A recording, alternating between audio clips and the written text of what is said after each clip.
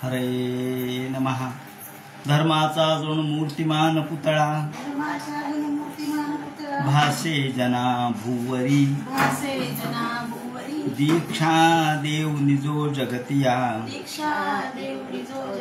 बद्धास हो उद्धरी वाणीने वदता भागवती कथा व्यासा प्रति भासला तो हा गुरुश्री जनार्दन असा पाटांगणी शोभला। सद्गुरुनाथ महाराज की जय। हरे नमः। श्री गणेशाय नमः। राजोवाच निवृत्तिमार्ग कथित आदो भगवता यथा क्रमयोगोपलब्धेन ब्रह्मणायद संस्कृती। भगवान वेदव्यास वर्णन करून सांगू लागले। शुकाचार्य राजा परीक्षितीला सूत शौनकादिकाला सांगतात आणि इकडे राजाने प्रश्न उपस्थित केला, महाराज शुकाचार्य महाराज, तुम्ही आम्हाला निवृत्ती मार्ग कथित आदो भगवता यथा, तुम्ही आम्हाला आत्तापर्यंत अनेक गोष्टी सांगितल्या, निवृत्ती मार्ग सांगितल्या, त्याप्रमाणे क्रमयोग सांगितला, प्रवृत्ती लक्षण सांगितलं आणि वेगवेगळ्या अधर्माने वागल्यानंतर नरक कसा प्राप्त होतो ते सांगितलं, खगोल सांगितला, भूगोल सांगितला, धरामंडल सांगितलं, द्वीप, वर्ष, समुद्र या सगळ्यांचं वर्णन मी ऐकलं। पण माझ्या मनात एक प्रश्न असा आहे की नरकाचं वर्णन ऐकल्यानंतर असं वाटतं की माणूस हा मुक्त कधी होणार आहे का नाही, जीवाला पापातून मुक्ती कधी प्राप्त होणार आहे का? कारण अहो छोट्या छोट्या गोष्टीमधून पाप होतं।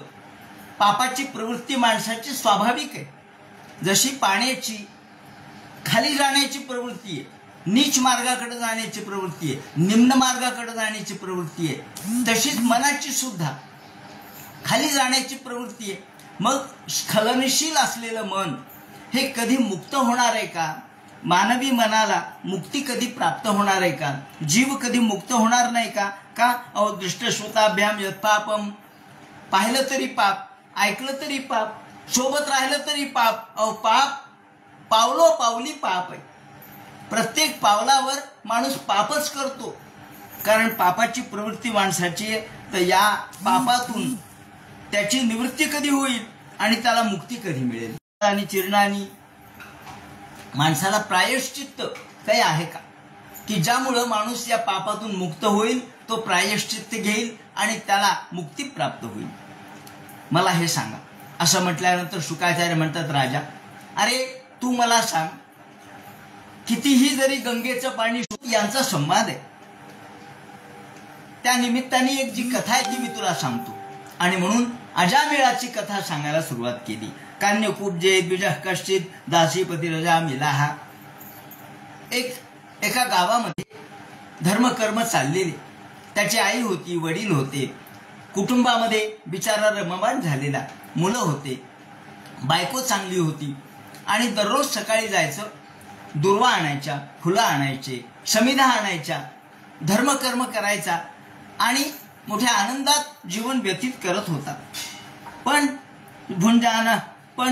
एकदा घटना अशी घडली, ते म्हणतात असाच तो सकाळच्या वेळेला निघाला, दुर्वा फुलं सगळं काही गोळा केलं त्यांनी, मोठी सुगंधी फुलं होते, त्याचे हार तयार केले आणि निघाला, मोठ्या गडबडीने निघाला। तेवढ्यात पलीकडच्या बाजूला एका झाडाखाली एक वेश्या बसलेली होती। ती पाहिली यांनी, पण त्यांनी दुर्लक्ष केलं पहिल्यांदा। त्या वेश्येच्या बाजूला एक पुरुष बसलेला होता। त्या दोघांच्या रतिक्रीडा चाललेल्या त्यांनी पाहिल्या आणि या वेळेला त्याला पाहिल्याबरोबर तो जो दुसरा पुरुष होता तो पळून गेला। आणि मग ही जी वेश्या आहे ती त्या ठिकाणी त्याच्याकडे पाहून हसू लागली, त्याचप्रमाणे कटाक्ष टाकू लागली, विभ्रम करू लागली आणि अत्यंत कामुक हालचाली करून त्याला बोलावलं। ओ ब्राह्मण बुवा म्हणे, इकडे या। तो ब्राह्मण म्हणला, अरे मला कशाला बोलवती ही, इकडे या, इकडे या म्हणतो। तो आला। शेवटी त्यांनी 88 वर्ष घालवले, त्याला 10 पुत्र झाले तिच्याबरोबर आणि याप्रमाणे त्याला 10 देवाचं नाव आलं, देवाचं नाव आलं आणि भगवान विष्णूचे हे दूत होते आणि हे आल्याने आता प्राण हरण केले आणि घेऊन जाणार. एवढ्यात विष्णुदूत आले आणि विष्णुदूत म्हणाले, अ महाराज, ही आसामी आमची आहे. म्हणजे आमची? तुमची कशी काय? तुम्ही तर विष्णूचे दूत आहेत. हो म्हणले, आम्ही विष्णूचे दूत आहेत, पण हा अत्यंत पुण्यवान आहे आणि म्हणून आम्हाला विष्णूनी त्यांना घेऊन यायला सांगितले. ते म्हणे, हसले. ते म्हणले, अहो तुम्ही काय सांगता, यूयं वै धर्मराजस्य, खल प्राणी कोण असेल तर हा, आणि म्हणून आम्हाला घेऊन यायला सांगितलंय. तुम्ही धर्म जाणत नाहीत वाटतं, तुम्हाला धर्म कळत नाही वाटतं, असं विष्णुदूतालाच म्हणतात.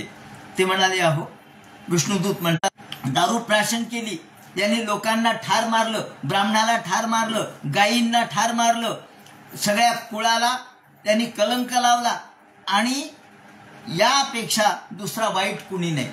स्त्री मारली, स्त्री हत्या झाली, गो हत्या झाली, ब्रह्म हत्या झाली, सगळ्या हत्या यांनी केल्या आणि आपल्या वडिलांना फसवून हा इथं आला.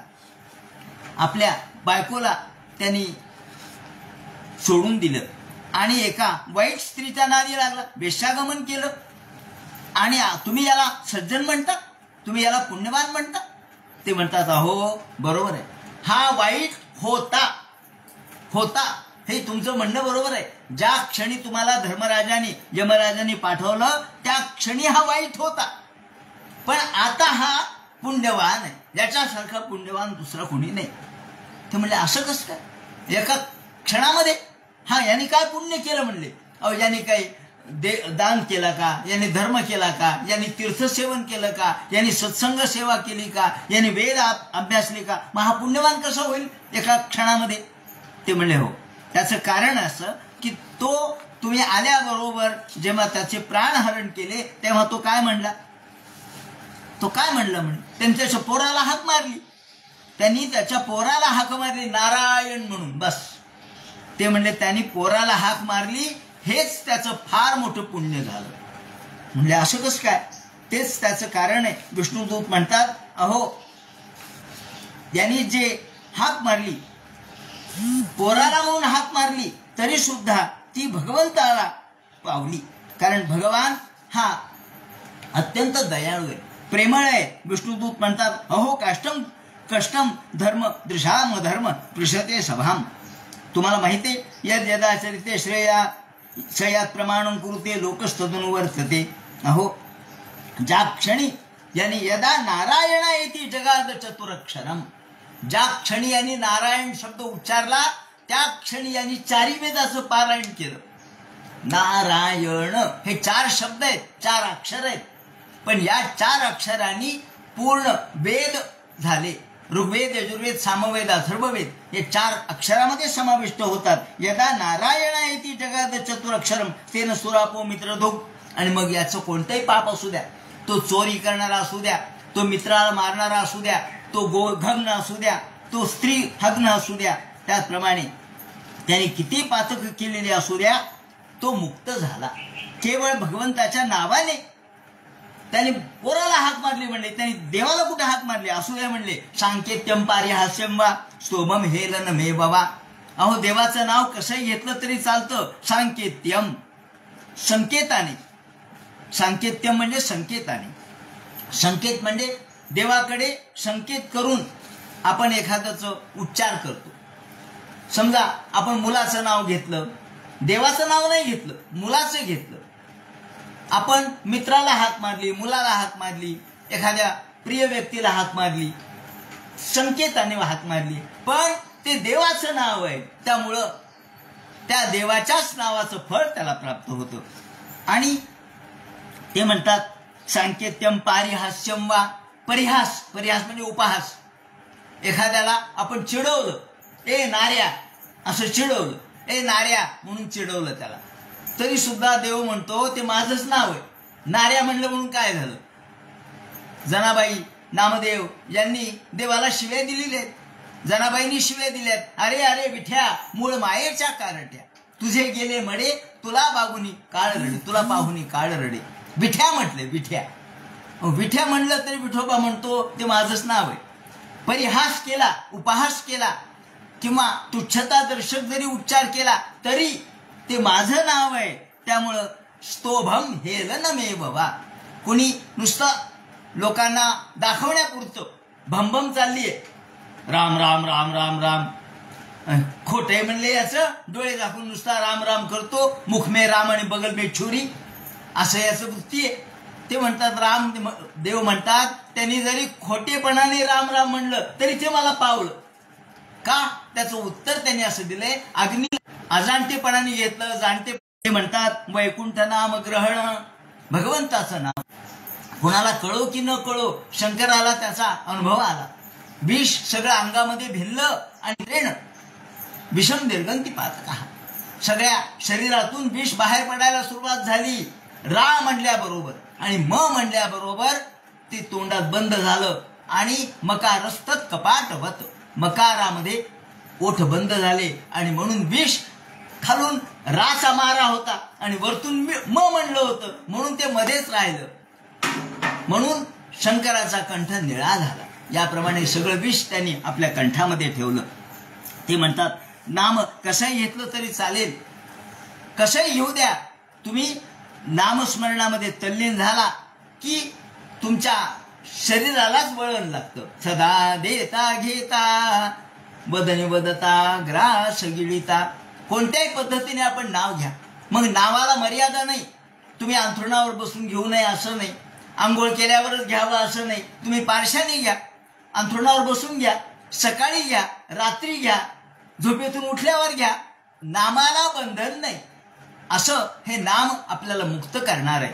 आणि म्हणून ते म्हणतात, रामदास स्वामींनी म्हटलंय की राम म्हणता वाट चाली यज्ञ पाऊलो पावली.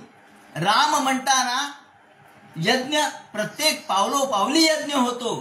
राम राम राम राम म्हणत पावलं चालले म्हणजे आपल्याला यज्ञाचं फळ प्राप्त होतं. याप्रमाणे ते म्हणतात असे नाम हे माणसाला मुक्त करणार आहे. नामातून माणूस कसा मुक्त होतो हे सांगताना ते म्हणतात पतित स्खलितो भग्नाहा. मग पतित पडता पडता आपल्याला ठेस लागली, ठेस लाग, अरे बाबा राम राम राम. ते म्हणतात जरी तुम्ही ठेस लागून राम म्हणलात, देवा देवा देवा, कधी कधी आपण दुःखाने देवा देवा म्हणतो, कधी कंटाळून म्हणतो. देव म्हणतो तुम्ही कंटाळून म्हणा म्हणतो, का रे पांड्या. देव म्हणतो मला मान्य, पांड्या सुद्धा मान्य. आणि म्हणून शिशुपाल का मुक्त झाला, देवाला शिव्या दिल्या पण देवाच्या संकेताने दिल्यामुळे देव त्याला मुक्त केलं. गुरुणांचं लघुणांचं, कधी कधी आपण ठाल विठ्ठाल विठ्ठाल म्हणतो. ठाल काय हो, ठाल म्हणजे काय, ठाल म्हणजे विठ्ठलच का हो. ते म्हणजे गुरुणांचं लघुणांचं, तुम्ही त्याला गुरुत्व करा नाही तर लघुत्व करा. नाव एखाद्याचं नाव आहे, त्या माणसाचं नाव नारायण किंवा त्या माणसाचं नाव विठ्ठल आहे, त्या माणसाचं नाव पांडुरंग आहे, तर आपण ए पांड्या इकडे म्हणतो, मग तो लगेच येतो. तुझं नाव पांड्या आहे का, नाही पांडुरंग आहे. मग तू पांड्या म्हणल्यावर काय आला, तो म्हणणार पण शेवटी माझंच नाव आहे ना पांड्या काय. तेव्हा त्याचं रस्व केलं तरी देव म्हणतो मला पावलं. तुम्ही ते अर्धवट उच्चारा. अहो त्यांनी तर वर्णन केलंय की राम हे नाव आहे, ज्याचं नुसतं राम म्हटलं तरी मला ते पूर्ण पावलं. का ते म्हणतात अर्धवट जरी नाव असलं तरी ते मला पूर्ण पावतं. कारण नाव कधी अर्धवट नसतं, नावाचा परिणाम कधी अर्धवट नसतो. म्हणून प्रायश्चित्ताने पापानाम, जर आम्हाला प्रायश्चित्त करायचं झालं तर गीता का श्रेष्ठ आहे, तर गीतेने हे आश्वासन दिले की अपिचेत सुदुराचार. भागवताने सुद्धा हेच आश्वासन दिले की तुम्ही दुराचारी होता पण आहे नाही. या ठिकाणी आपल्याला बदल करायला वेळ दिलाय त्यांनी. आता याचा अर्थ असा नाहीये की तीर्थयात्रा करून आले की पुन्हा पाप करायला सुरुवात, नाही नाही नाही. पाप करायला आपल्याला ते काही कन्सेशन दिलं नाही. पाप करायला आपल्याला त्या ठिकाणी पाप करण्याची परवानगी दिलेली नाही. जसं एखादा दारू पिण्याची परवानगी मागतो, परमिशन मागतो आणि त्याला दारू पिण्यासाठी परमिशन देतात, तसं हे परमिशन नाहीये, हे परमिट नाहीये. तुम्हाला दारू पिण्यासाठी परवानगी घेऊन माणसं दारू पितात, जवळ शस्त्र बाळगतात, परवानगी घेऊन बाळगतात. पण या ठिकाणी ते म्हणतात तुम्हाला पाप करण्यासाठी ही परवानगी दिलेली नाहीये, मुक्तता दिलेली नाही, मुक्तद्वार नाही, मागच्या दाराने या, हा प्रकार नाही. मग आता तुम्ही पाप करायचे. आणि हे जे प्रायश्चित्त आहे ते म्हणतात चित्तातून आपल्या मनामध्ये परिवर्तन झालं पाहिजे, चित्तातून परावृत्ती झाली पाहिजे. रामचरित्राचं गायन त्यांनी केलं. मरा मरा मरा म्हणता म्हणता राम राम झालं. उलटं नाव घेतलं तरी सुलट झालं. का बरं असं झालं? ते म्हणतात अहो त्याला मारा हाणा याच्याशिवाय दुसरं काही येतच नव्हतं. म्हणून नारदानी जरी राम म्हटला तरी त्याला राम उच्चारता आलं नाही, तो मराच म्हणायला लागला. नामदेव महाराजांनी एक अभंग केलेला आहे, त्यामध्ये ते म्हणतात, एका अभंगामध्ये त्यांनी उदाहरण दिलंय की एक दासी होती, पण ही दासी राजाच्या घरी दास्यत्व करायची, नोकर होती ती. पण ती दासी दिसायला सुंदर होती, राजाचं मन तिच्यावर बसलं. आपण म्हणतो ना की दिल बैठा गधी पे तो परी क्या चीज है. तर राजाला ती आवडली आणि राजाने तिच्या बरोबर लग्न केलं. आता लग्नाला उभी राहिली, लग्न झालं. एका गृहस्थाला माहितच नव्हतं. त्यांनी महिना 2 महिने 4 महिने 6 महिन्यानंतर आला. म्हणले होती दासी कुठे गेली? लोक म्हणले कोण दासी? मग तिचं नाव सांगितलं, ही अमुक अमुक दासी. अहो म्हणले तिला दासी म्हणू नका. का? अहो दासी म्हणतात तर फाशी जाताल का? अहो दासी होती परी रायाशी रतली, मग तिला दासी म्हणून कुणी बोलावणार नाही. जर दासी होती आणि आहे, पण आहे का नाही आज ती राणी आहे. म्हणले दासी होती परी रायाशी रतली, मागल त्या बोली बोलो नये. मागच्या बोलानी बोलू नका. आता तिला दासी म्हणू नका, ती राणी झाली. म्हणले कसं काय? हो, लोखंडाचा विळा परसा लागला, मागल त्या मोला मागू नये. लोखंडाचा विळा होता, एकाने विकायला नेला, त्याची काय किंमत आहे? म्हणले 10 रुपये किंमत आहे. आणि चुकून त्याला परसाचा स्पर्श झाला, तो विळा झाला सोन्याचा. आता काय किंमत आहे? म्हणले 1,15,000 किंमत आहे एका तोळ्याची. याची काय किंमत असेल? अहो म्हणले याची किंमत तर काय कोटी रुपये किंमत आहे. तुम्ही तर म्हणलात तर 25 रुपयाला. अहो म्हणले त्यावेळेला 25 रुपये किंमत होती, आज नाही. का? लोखंडाचा विळा परिसा लागला. तेव्हा आपण जेव्हा नाम श्रवण करतो, परिस म्हणजे ऐकणे. परिसा भागवत नावाचा एक संत होऊन गेला, त्याचा अर्थ भागवत परिसा, भागवत आहे का असा. तेव्हा हे परिसा भागवत, लोखंडाचा विळा परिसा लागला, मागले त्या मोला मागो नाही. म्हणून ते म्हणतात होतं आणि आहे याच्यात हा फरक आहे. म्हणून तो अत्यंत पापिष्ट होता, पण आज पापिष्ट नाही, आज पुण्यवान आहे. याप्रमाणे त्यांनी सांगितलं. आणि ऐकल्याबरोबर शुकाचार्य म्हणतात हे परीक्षिता, यमराजाच्या दूतांनी हे सगळं ऐकलं आणि त्यांनी नमस्कार केला. म्हणले वा वा वा, असा एवढा देव अत्यंत दयाळू आहे, आम्हाला माहीतच नव्हतं. म्हणले ते म्हणले जा तुमच्या यमराजाला सांगा की विष्णुदूत आले आणि त्याने आम्हाला असं असं सांगितलं. हे खरं आहे का? ते म्हणले आता आम्हाला देवाचा महिमा त्यांच्याकडूनच समजून घ्यावा लागेल. वंदे शिरसा विष्णू हो. विष्णू दूतांना त्यांनी नमस्कार केला आणि यमदूत निघून गेले. यमदूत निघून गेल्यानंतर याचा प्राण पुन्हा परत आला. आल्याबरोबर याला वाटलं स्वप्नच पडलं काय की, आणि स्वप्नातून जागा झाल्यासारखा तो उठला. म्हणले अहो मला काय स्वप्न पडलं?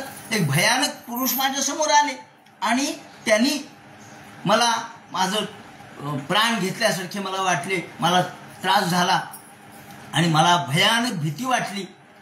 कोण होते ते? असं म्हटल्यानंतर विष्णुदूत सांगायला लागले ते यमदूत होते.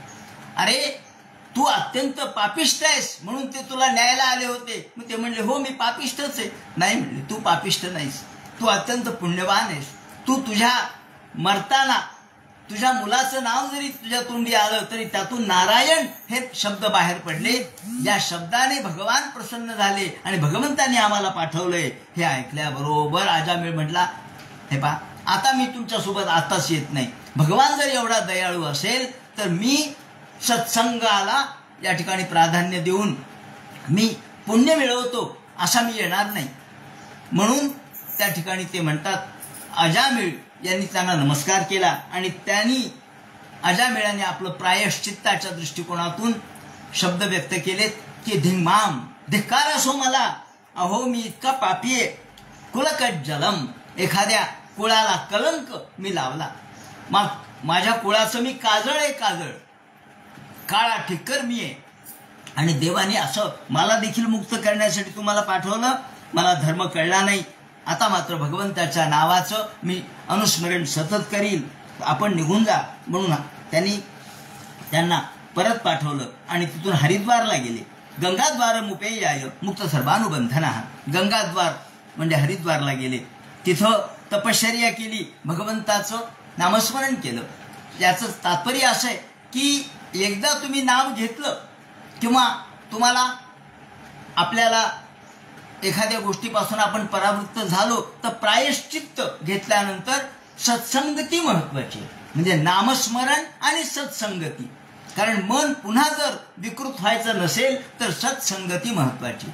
संतांची संगती असेल तर मन पुन्हा या पापामध्ये पुन्हा एकदा पडणार नाही. आणि याप्रमाणे सत्यस्वरूपम जगृहे, नंतर भगवंताचं रूप त्याला प्राप्त झालं.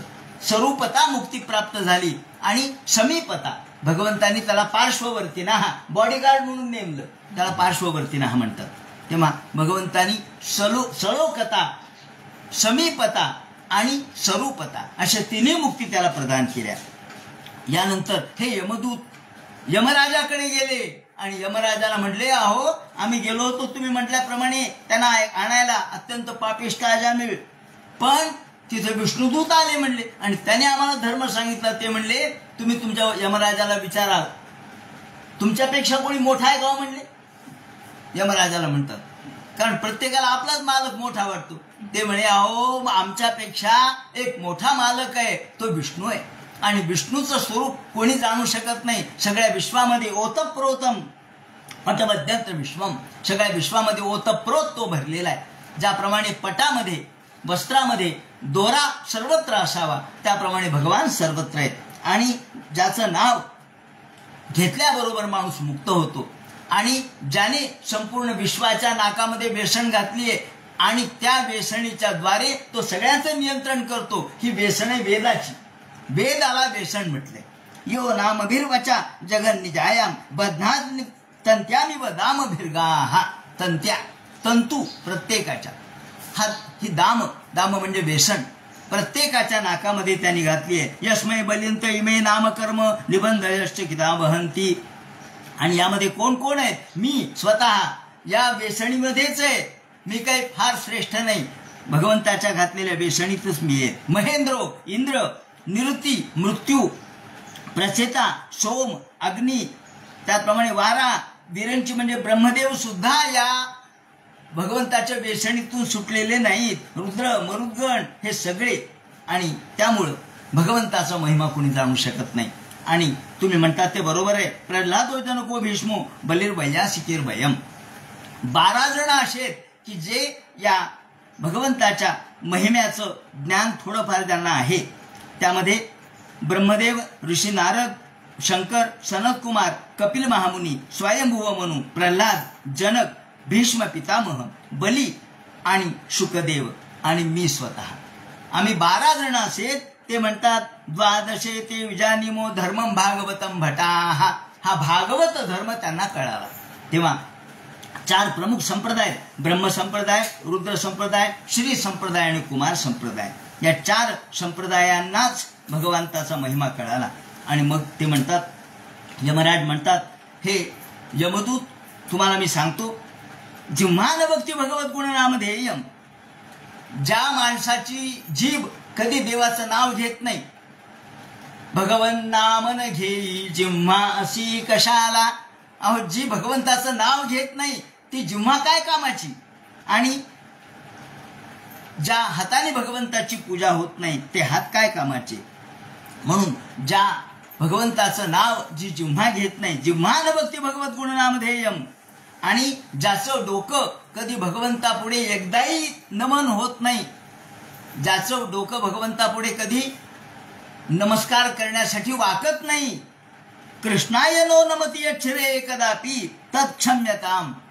ज्याचं डोकं भगवंतापुढे आयुष्यात कधी वाकलं नाही, ज्याच्या जिभेला कधी भगवंताचं नाव आलं नाही, ज्यांनी भगवंताचं कधी नामस्मरण केलं नाही, कधी कथा कीर्तन ऐकलं नाही, अशा पापिष्ट लोकांना फक्त घेऊन येत जा, बाकी कोणाला आणू नका. ताना यात महत्वाचा तो विष्णू कृत्यान. याप्रमाणे त्यांनी नामनोस्तु यावती शक्ती. नामामध्ये अशी शक्ती आहे की तेवढं पातक माणूस करू शकत नाही. कारण गवताची गंज किती मोठी असू द्या, एक काडी त्या ठिकाणी जर पेटून टाकली तर ती गवताची गंज जळून जाते. त्याप्रमाणे एक नाव हे हजारो किती जरी पातकांचे डोंगर असले तरी ते जाळायला पुरेशी. याप्रमाणे ते म्हणतात, या भगवंताच्या नावाचा महिमा त्यांनी सांगितला. भगवंताचं नाव अत्यंत श्रेष्ठ दर्जाचं आहे आणि तस्मात संकीर्तन विष्णू जगन मंगलम धाम. सगळ्या प्रकारच्या पातकांना नष्ट करण्याचे सामर्थ्य फक्त नावात आहे आणि हे नाव म्हणूनच श्रेष्ठ आहे. यांनी याची टीपा करताना म्हटलंय की याला कुणी केवळ अर्थवाद म्हणू नये. अर्थवाद म्हणजे केवळ महत्त्व सांगण्यापुरतं वर्णन करणे, याला अर्थवाद म्हणतात. एखाद्याचं महत्त्व सांगायचं तर ते अधिक आपण सांगतो, अतिशयोक्त पद्धतीने सांगतो. तर हा अर्थवाद नाहीये, हे खरं आहे असं त्यांनी म्हटलंय, हे सत्य आहे. आणि जर कोणी याला अर्थवाद म्हणत असेल तर तो पापिष्ट आहे, त्याला पाप लागेल. म्हणून याला अर्थवाद म्हणू नका. यानंतर पुढे या यमराजाने आपल्या दूतांना उपदेश केला आणि इतिहास भगवान कुंभसंभवा हा इतिहास, पूर्वीचा हा इतिहास मलय पर्वतावर विराजमान असणाऱ्या अगस्तीने हरिपूजा करताना सांगितलेला आहे. तो तुम्हाला मी सांगितला. अशा पद्धतीने शुकाचार्य परीक्षितीला सांगतात. त्यानंतर दक्षाने भगवंताची स्तुती केली. आपण जो चतुर्थ स्कंदातला भाग पाहिला त्याचं पुन्हा सातत्य किंवा कंटिन्युएशन इथे करण्यात आलेले. म्हणजे चतुर्थ स्कंदाच्या शेवटी दक्ष कसा निर्माण झाला हे सांगितलं. कारण ती वार्क्षी जी कन्या होती, जिला त्या वार्क्षी कन्येपासून मारिशा तिला म्हणतात, तिच्यापासून या प्रचेतसांना 10 प्रचेतसांना मुलगा झाला, तो दक्ष. जो पूर्वी नष्ट झाला होता तो दक्ष जन्माला आला. या दक्षाने असिक्री नावाच्या कन्येबरोबर विवाह केला आणि भगवंत त्याला प्रसन्न झाले आणि त्यावेळेला भगवंताची स्तुती करताना त्यांनी भगवंताचं गुणवर्णन केलेलं आहे. आणि भगवंतांनी सांगितलं, आता असिक्री बरोबर तू विवाह कर. असिक्री नामपत्नी प्रजेच्या प्रतिगृह्यताम. प्रजापतीची ही कन्या आहे आणि तिच्यापासून तू गृहस्थाश्रम धर्माप्रमाणे संतती निर्माण कर असं म्हणून दक्षाला सांगितलं. आणि दक्षाने मग 10,000 पुत्र निर्माण केले. हर्यश्व त्यांचं नाव. 10,000 पुत्र ते निर्माण केले आणि त्यांना सांगितलं, जा तपश्चर्या करा आणि मग संसार करा. तपश्चर्या करण्यासाठी निघाले. नारायण तीर्थाकडे समुद्राच्या तिथे गेले. सिंधू नदीच्या तिथपर्यंत आले. ते नारायण सरस नावाचं तीर्थ होतं, तिथं स्नान केलं आणि आता तपश्चर्या करून निघणार तेवढ्यात नारदाची भेट झाली. भजमन नारायण नारायण नारायण, भजमन नारायण नारायण नारायण, भजमन नारायण नारायण नारायण, भजमन नारायण नारायण नारायण. नारद आल्याबरोबर नारदाने सांगितलं, कुठे निघाले? म्हणले, आमच्या वडिलांनी सांगितलं प्रजा निर्माण करा, त्यासाठी तपश्चर्या करायला आलतो. ते म्हणले, प्रजा तुम्ही हरकत नाही. म्हणले, तुम्ही जा, कुटुंब वत्सल व्हा, प्रजा निर्माण करा, पण तुम्हाला मी एक कोडं घालतो म्हणले. म्हणून याच्या ठिकाणी भागवतामध्ये कोडं सांगितलंय. भागवतात किती वैशिष्ट्ये आहेत, किती गोष्टी आहेत. कोडं सांगितलंय. कोडं आपण एखाद्याला कोडं घालतो. कूट म्हणजे कोड, वाचिक कूट म्हणतात त्याला. तेव्हा म्हणजे काय कोड आहे तर त्याचं उत्तर तुम्ही मला द्या आणि मग जा. काय कोड आहे तुमचं?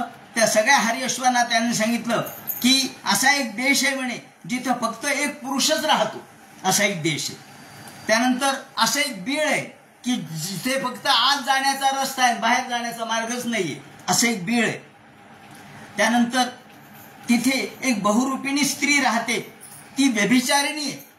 पण ती व्यभिचारिणी असून तिचा एक पती आहे. आता व्यभिचारिणीला पती कसा असेल? पण ती पुंसली पतीम, ती व्यभिचारिणी आहे पण तिला पती आहे. तर लोक हे 10,000 चक्रावून गेले. म्हणजे हे काय असं कोणतं असतं? ते म्हणले, बरं दुसरं आहे का? नदी उभयतो वाहम. एक नदी आहे म्हणले जी दोन्ही बाजूनी वाहते.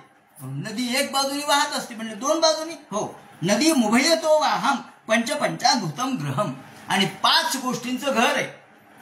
पंचपंचाभूतम ग्रहम, 25 तत्वाचं एक घर बांधलेलं आहे. त्यानंतर तिथे त्या ठिकाणी एक वज्राचं अशा प्रकारचं चक्र, तिथे वज्राचं चक्र गरगर गरगर गर फिरतंय त्याच्या भोवती, त्या घराच्या भोवती. आणि तेव्हा तुम्हाला या संबंधी जर ज्ञान असेल तर सांगा, नाहीतर तुमची सगळी तपश्चर्या वाईट आहे आणि तुम्ही आता इथून गृहस्थाश्रम धर्म स्वीकारणार तो सुद्धा तुम्हाला लाभदायक होणार नाही. तुम्ही जेव्हा हे सांगाल कथम पितुरादेश, तुम्ही काय वडिलांची आज्ञा मानणार आहेत म्हणणे, वडिलांच्या आज्ञेपेक्षा हे महत्वाचं आहे, याचा आधी उत्तर द्या. असं म्हटल्यावर त्यांनी विचार केला, म्हणले हे काय हो. मग ते म्हणे भू कर्मक्षेत्र. भू हे कर्मक्षेत्र आहे, ते भौतिक शरीर आहे. जीव हे पृथ्वीवर राहतो आणि उपाधी त्याला जीवत्व प्रदान करते. कर्माचं फळ म्हणजे शरीर आहे आणि उपाधी हे बंधन आहे. तेव्हा मला या कुटाचं उत्तर द्या म्हणले, तरच तुम्ही पुढे विवाह करण्यासाठी तुम्हाला परवानगी. ते म्हणले एक गाव आहे तिथे एक पुरुष राहतो, आम्हाला उत्तर द्या म्हणले. नारदा आम्हाला याचं उत्तर द्या. नारदाने सांगितलं, हो यामध्ये गाव एक आहे आणि पुरुष एक आहे, म्हणजे भगवान ईश्वर हा पुरुष आहे. त्यानंतर बीळ एकच आहे, हे बीळ त्यातून बाहेर येण्याचा मार्ग नाही, म्हणजे संसारात आज जायचा मार्ग आहे, बाहेर याचा मार्ग नाही. संसारात आपण शिरतो पण संसारातून बाहेर पडत नाही. त्याप्रमाणे असा जीव आहे, तो संसारातून कधीच बाहेर पडणार नाही. त्यानंतर ते म्हणतात बुद्धी ही स्वैरिणी आहे, बुद्धी ही स्वैरिणी आहे आणि जीव हा तिच्याबरोबर राहतो, आत्मा तिच्याबरोबर व्यवहार करतो. सत्व रज तम गुण धारण करणारी व्यभिचारिणी स्त्रीचा समान आहे आणि विवेक न प्राप्त केलेला पुरुष तिच्याबरोबर राहतो. ती उलटा आहे, पण जीव मात्र तिच्या सोबत राहतो, स्वातंत्र्य नष्ट करतो. किमसत कर्म भेर भवेत. प्रत्येक ठिकाणी नारद म्हणतात किमसत कर्म भेर भवेत. हे जाणलं नाही तर मग बाकी जीवनाला काय अर्थ आहे, हे जाणलं तरच जीवन. त्यानंतर पुढे ते म्हणतात ही दोन बाजूनी वाहणारी नदी कोणती आहे. ती म्हणे अहो ही नदी म्हणजे माया नदी आहे. माया नदी दोन बाजूनी वाहते. आपण ज्ञानेश्वरीमध्ये माया नदीचं वर्णन 7व्या अध्यायात पहा. काय माया नदीचं वर्णन केलंय, किती तिमिंगेले आहेत, किती मोठमोठे त्या ठिकाणी लाटा येतात, किती लोक त्या ठिकाणी गायब होतात, किती लोकांच्या नाकातोंडात पाणी जातं. पण ही माया नदी अत्यंत भयानक आहे. रथीची या बेटा आदळती कामाची या लाटा, मौलींनी वर्णन केलंय. तेव्हा अशी ही उदास्ताचे निलोंडे पाडित जन्म मृत्यूचे चोंडे जेथ पांचभौतिक बुडबुडे. पांचभौतिक बुडबुडे हे सगळं विश्व म्हणजे बुडबुड आहे तिच्यासाठी. तेव्हा अशी ही माया दोन्ही बाजूनी वाहणारी, त्यामध्ये मोठमोठ्या मगरी आहेत आणि जीव त्या लाटामध्ये अडकतो. त्यानंतर तिथे दुहेरी सृष्टीपयकरी मायाम, कारण ती सृष्टी उत्पन्नही करते आणि सृष्टी नष्टही करते, म्हणून ती दोन तोंडी आहे किंवा दोन बाजूनी वाहणारी आहे. त्याप्रमाणे दुहेरी कार्य करणारी आहे. त्यानंतर हे घर, आता असं जर तुम्ही जाणलं तरच तुम्हाला यातून मुक्तता प्राप्त होईल, अन्यथा नाही. याप्रमाणे हे सांगितलं. ऐश्वरम हंस जो असेल, जे क्षीर आणि नीर यांचा विवेक करणारा हंस, तोच हे जाणू शकतो. म्हणून तुम्ही हंस व्हा. आणि हे गरगर गरगर फिरणारं सुदर्शन चक्र कोणतं आहे ते म्हणतं कालचक्र भ्रमस्ती क्षण. हे कालरूपी चक्र आहे, ते भ्रमत आहे आणि त्या काळातून काळचक्रातून कोणीही आजपर्यंत बाहेर पडलेला नाही. जो ज्ञानी तोच बाहेर पडतो. म्हणून तुम्हाला जर तुमच्या वडिलांचा आदेश मानायचा आहे तर तुम्हाला आधी हे जाणा आणि मग वडिलांचा आदेश माना. शास्त्रस्य पितुरादेशम यो न वेदनिवर्तकम. म्हणून शास्त्राचा आदेश हा महत्वाचा आहे, गुरुचा आदेश महत्वाचा आहे, वडिलांचा आदेश तुम्ही नंतर माना. शास्त्र म्हणजे बाप समजा, ब्रह्मदेवाचा हा आदेश आहे, तुमच्या बापाच्या बापाच्या बापाचा हा आदेश आहे म्हणे, तेव्हा तो मानला पाहिजे. असं म्हटल्यानंतर सगळे हरियशो म्हणले मग काय करावं. ना म्हणले तपश्चर्येला, गृहस्थाश्रम करू नका. जे गेले निघून. हे इकडं दक्षाला कळलं की आपण 10,000 मुलं निर्माण केले, पण नारदाने त्यांना भिक्षू मार्ग आला, पुन्हा तपश्चर्येला लावलं, ज्ञानमार्गाकडे पाठवलं. पुन्हा त्यांनी शबलाश्व निर्माण केले. हे 1000 शबलाश्व होते, ते गेले. त्याची पुन्हा नारदाची भेट झाली आणि नारदाने पुन्हा त्यांना ज्ञानमार्गाकडेच पाठवलं. एके दिवशी नारद दक्षकडे आल्याबरोबर नारदाला पाहिलं आणि दक्ष एकदम तिळपापड झाला त्याचा. म्हणले का हो, तुम्हाला नारदा कळत नाही? माझे एवढे पुत्र तुम्ही कर्ममार्गाच्या ऐवजी ज्ञानमार्गाकडे पाठवले. भिक्षू मार्ग त्यांना दाखवला. तुम्हाला हे कळत नाहीये तुम्हाला संसार का करायचा? मी काही वेडा नाहीये. माणसाला 3 ऋण आहे जन्माला आल्यानंतर. कोणते? एक ऋण विद्येचं ऋण आहे, ऋषी ऋण त्याला म्हणतात. दुसरं त्याला देवाचं ऋण आहे आणि तिसरं पितृ ऋण आहे. ब्रह्मचर्य पालन करून वेदविद्या आत्मसात केली म्हणजे ऋषी ऋण संपतं, यज्ञयाग केले म्हणजे देव ऋण संपतं आणि पुत्रोत्पत्ती झाली म्हणजे पितृ ऋण संपतं. तेव्हा ते 3 ऋणातून त्याची मुक्तता होते आणि पुढे कर्मातून तो मुक्त होतो. त्याला कर्मातून त्याला कळू द्या की दुःख काय आहे, संसार काय आहे. जोपर्यंत पुमान विषय तीक्ष्णता, माणसाला विषयाची तीक्ष्णता कळल्याशिवाय माणसाला परावृत्ती होत नाही. प्रवृत्ती तोपर्यंत असते जोपर्यंत त्यातलं दुःख कळत नाही. म्हणून आपण म्हणतो ना, त्रिविध तापे पोळला तोची एक अधिकारी झाला परमार्थाशी. त्रिविध तापाचं दुःख त्याला कळू द्या, मग तो तिकडे वळणार नाही. तुम्ही त्याच्या आधीच त्याला भिक्षू मार्ग दाखवला. नानु भूय न जानाति पुमान विषय तीक्ष्णता निर्विद्येत स्वयं तस्मान् न भिन्न देह परे. आणि म्हणून तुम्हाला मी शाप देतो की तुमचा पाय एका जागी स्थिर राहणार नाही. ते म्हणले वा बरं झालं मला शाप मिळाला, नाहीतरी मला फिरायचंच आहे, मला दुसरं काय काम आहे, मला कुठे कुटुंब आहे म्हणून जागेवर थांबायला. याप्रमाणे पुढे दक्षाच्या 60 कन्यांचा वंश सांगितला. दक्षाच्या 60 कन्येचा वंश सांगितल्यानंतर मग याने प्रश्न उपस्थित केला. महाराज राजा म्हणतो कसे हेतो परित्यक्ता आचार्यात्मना सुराहा.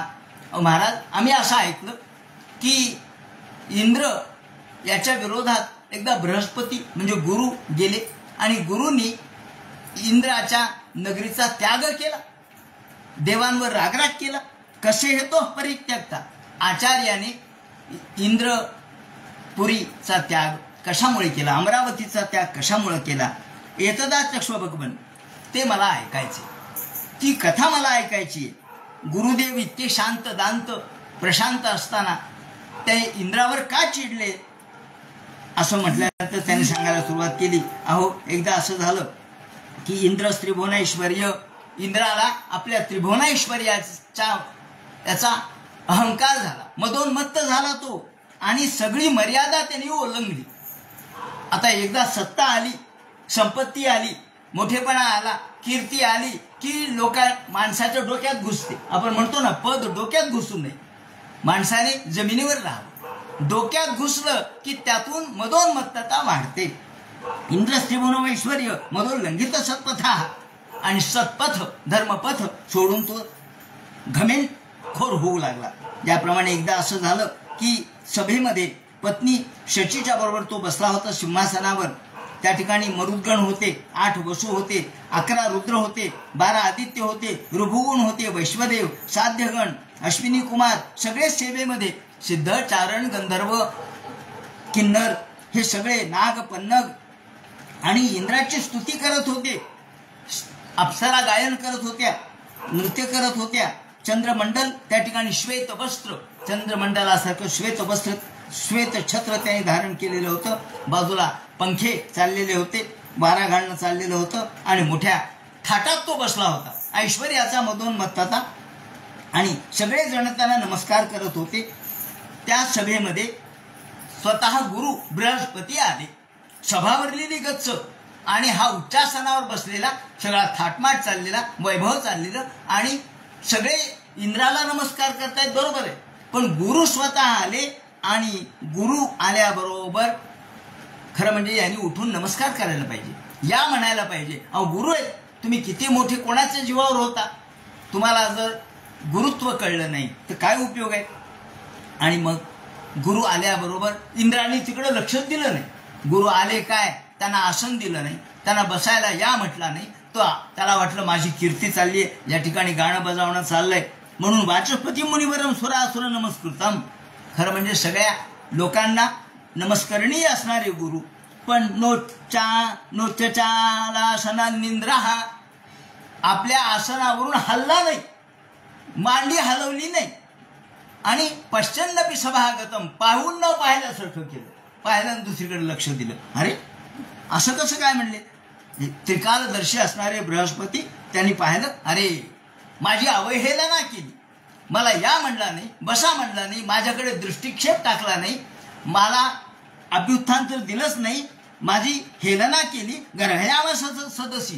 काय याच्या सत्तेचा संपत्तीचा माज याला चढलेला आहे. थांब, आता ज्याला याची जागा दाखवल्याशिवाय मी गप्प बसणार नाही. आणि ताबडतोब तिथून पाठ फिरवली, गुरु ताबडतोब निघून गेले.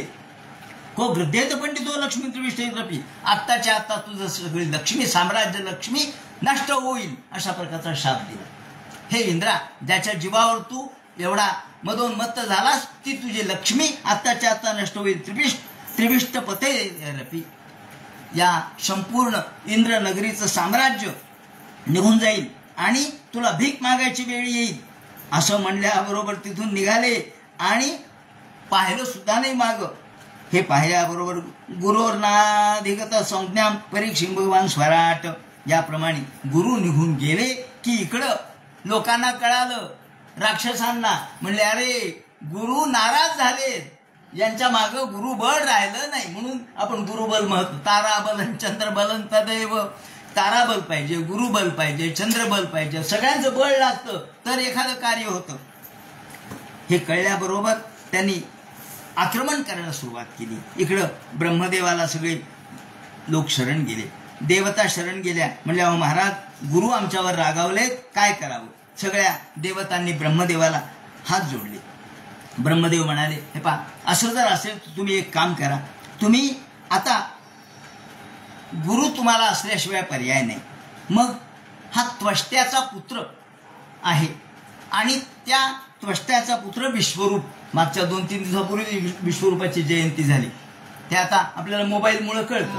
हे विश्वरूप हे त्वष्ट्याचा पुत्र आहे, त्याला तुम्ही गुरुत्व द्या, तो तुम्हाला या ठिकाणी योग्य मार्गदर्शन करील आणि तुमच्या मागे उभा राहील.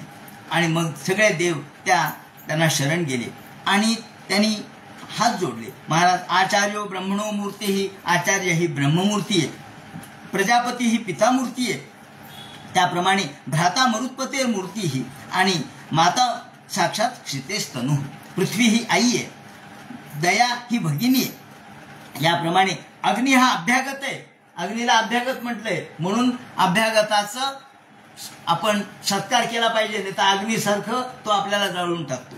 याप्रमाणे हात जोडले आणि सांगितलं, महाराज विश्वरूपाला सांगितलं, आमचं गुरुत्व तुम्ही स्वीकारा. याप्रमाणे त्यांनी पौरोहित्य स्वीकारायला सुरुवात केली. पौरोहित्य स्वीकारले आणि इकडे सगळ्या देवांवर राक्षसांनी हल्ले करायला सुरुवात केली. आता याच्यातून आपल्याला मुक्ती मिळावी आणि आम्हाला सतत जय मिळावा, यासाठी काय करावं? तर त्यांनी सांगितलं, मी तुम्हाला आता नारायण कवचाचा उपदेश करतो आणि नारायण कवचाचा उपदेश केला म्हणजे तुम्हाला जय प्राप्त होईल. आता हा नारायण कवचाचा उपदेश ते कसा करतील, मग त्यातून वृत्रासूर पुढे कसा जन्माला येईल, अभिचार विधीनं वृत्रासुराचा जन्म झाला की वृत्रासुराची पूर्वकथा कसे सांगतील, या संबंधित विवरण उद्याच्या चिंतनात करण्यात येईल. हरे नमः. पुंडलिक वरदे हर विठ्ठल, सीताकांत स्मरण, जय जय राम. पार्वतीपते हर हर महादेव. श्रीमज्जनार्दन गुरुमूर्तये नमः. हरे